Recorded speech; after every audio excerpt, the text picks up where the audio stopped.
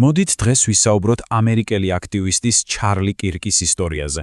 ერთი შეხედვით ეს შეიძლება ჩვეულებრივ პოლიტიკურ ამბავად მოგეჩვენოთ, მაგრამ ჩვენ მას გამოვიყენებთ როგორც ერთგვარ გასაღებს, რომ ბევრად უფრო ღრმა, ფილოსოფიურ საკითხებს ჩაუღრმავდეთ. ანუ ეს ამბავი მხოლოდ ერთ ადამიანზე კი არა, არამედ იმ პოლიტიკურ და სულიერ ხაფანგზე, რომელიც ვფიქრობ ბევრი თქვენგანისთვის ნაცნობი იქნება. აი რას გავივლით დღეს. დავიწყებთ ერთი კონკრეტული მაგალითით ჩარლი კირკის ისტორიით. შემდეგ, ამ შემთხვევიდან გადავალთ ზოგად პოლიტიკურ თეორიაზე. ვნახავთ, როგორ მუშაობს ეს ყველაფერი საქართველოს კონტექსტში და ბოლოს ჩავალთ პრობლემის ყველაზე ღრმა, სულიერ დონეზე, როგორც ამას წყაროს ავტორი გვთავაზობს. დავიწყოთ. ჩვენი ამბის ცენტრშია ჩარლი კირკი, ამერიკელი კონსერვატორი აქტივისტი. ამ ანალიზის მიხედვით, მისი უკომპრომისო პოლიტიკურმა ბრძოლამ ის ერთგვარ ტრაგიკულ ფინალამდე მიიყვანა. ხო ხვდებით, აქ საკვანძო იდეა ისაა, რომ კირკის ეს უკიდურესი პოლიტიკური ერთგულება მისთვისვე სახიფათო ხაფანგი აღმოჩნდა. ის თითქოს აქტივისტიდან ფანატიკოსად გადაიქცა, რომელიც მზად იყო აბსოლუტურად ყველაფრისთვის და საბოლოო ჯამში სწორედ ამ იდეალებმა შეიწირა.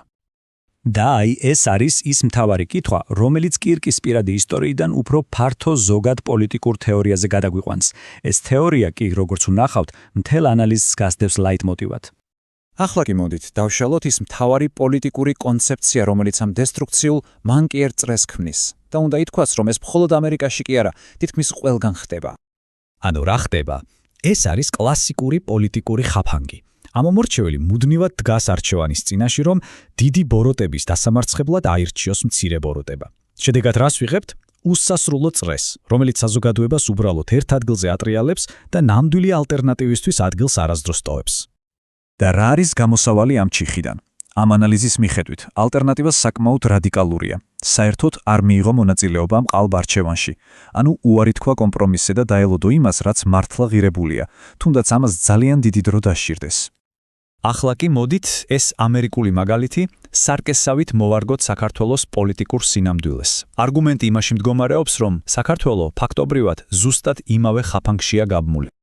და ეს პოლიტიკური დაპირისპირება სულაც არ არის ახალი. დაფიქრით, უკვე 30 წელია, რაც ამ ანალიზის თანახმად ქვეყნის მთელი ენერგია და რესურსი ერთსა და იმავე პრაქტიკულად უნაყოფო დაპირისპირებას ეწირება.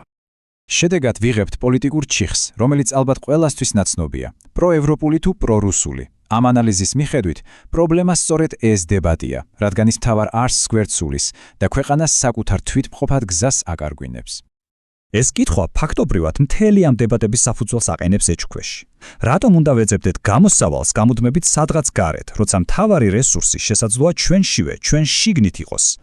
აქ კი კიდევ უფრო ღრმად ჩავდივართ. ანუ, რა დგას რეალურად ამ პოლიტიკური პრობლემების უკან? არგუმენტი ასეთია. ეს ყველაფერი მხოლოდ სიმპტომებია, რომლის მიზეზიც ბევრად უფრო ღრმა კულტურული პრობლემაა. თავარი თეზისი ისაა, რომ ჩვენი კულტურის ბევრი ფუნდამენტური ელემენტი არა ავთენტურად ჩვენი, რაც ეროვნულ იდენტობას ასუსტებს და როცა კულტურა მყარად არ დგას საკუთარ ფესვებზე, ძალიან ადვილია, რომ ის გარე გავლენების ქვეშ მოექცეს. და ამ კულტურული პრობლემის პირდაპირი შედეგი რა არის? კომუნიკაციის კატასტროფულად დაბალი ხარისხის საჯარო სივრცეში, როდესაც საფუძველი მყიფეა, ნამდვილი დიალოგი უბრალოდ შეუძლებელია. ეს უფრო ყვირილის შეჯიბრს ემსგავსება. ვფიქრობ, ეს ძლიერი მეტაფორა ზუსტად აჯამებს ამ კულტურული და პოლიტიკური და რასკსანობის შედეგს. ერთიანი დიდი მიზნის ნაცვლად ქვეყანა იღებს მუდმივ შიდა დაპირისპირებას, რომელიც საერთო საქმეს უბრალოდ შიგნიდან ანადგურებს. და აი მივედით ავტორის არგუმენტის ბირთვამდე. ამ ხედვით პრობლემა საბოლოო ჯამში არც პოლიტიკურია და არც კულტურული. ის სულიერია.